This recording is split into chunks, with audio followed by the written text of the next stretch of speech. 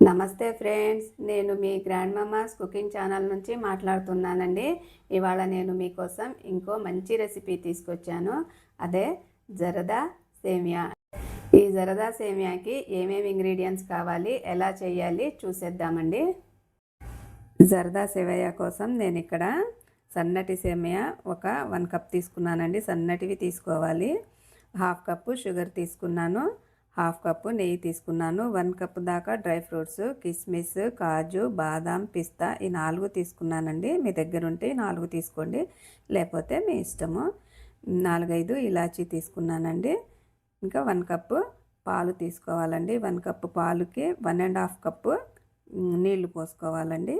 ఇంకా కలర్ తీసుకోవాలండి. Colour red colour వేస్తే చాలా రుచిగా, చాలా కలర్ఫుల్గా మంచిగా చక్కగా కనిపిస్తుందండి.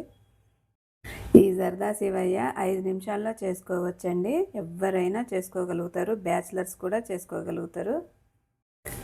ముందుగా మనం స్టవ్ వెలిగించుకొని ప్యాన్ పెట్టుకొని 1/2 కప్పు నెయ్యి వేసుకొని డ్రై ఫ్రూట్స్ వేపుకుందామండి.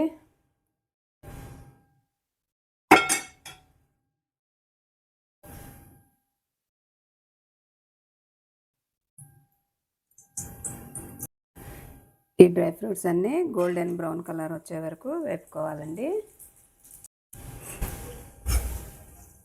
ఇలా వేపేసుకొని ఇదే నెయ్యిలో ఇంకొంచెం నెయ్యి వేసేసుకొని సేమియా కూడా బ్రౌన్ షేడ్ వచ్చే వరకు వేపుకుందామండి. ఇప్పుడు అదే నెయ్యిలో ఈ మిగిలిన నెయ్యి వేసేసుకొని సేమియా కూడా వేసేసుకొని గోల్డెన్ బ్రౌన్ వచ్చే వరకు వేపుకుందామండి.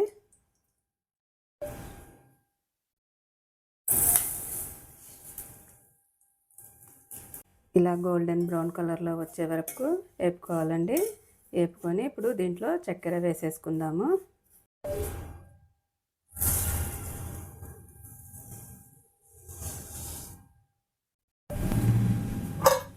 ఇప్పుడు ఈ చక్కెర కరిగేంత వరకు కలుపుకోవాలండి.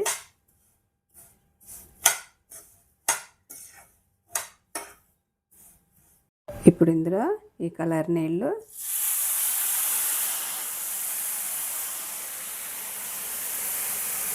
ఇంకొక కప్పు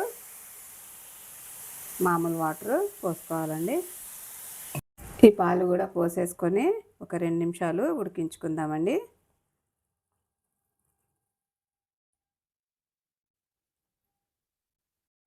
అంతలోపు ఈ ఇలాచీలు కూడా దంచి వేసేసుకుందామండి. ఉడికేలోపు ఉడికిపోయిందండి. ఇప్పుడు ఇలాచీ కూడా వేసేసుకుందాము. వేసేసుకొని కలిపేసుకొని ఇక డ్రై ఫ్రూట్స్ కూడా వేసేసుకుందామండి. ఈ డ్రై ఫ్రూట్స్ కూడా కలిపేసుకొని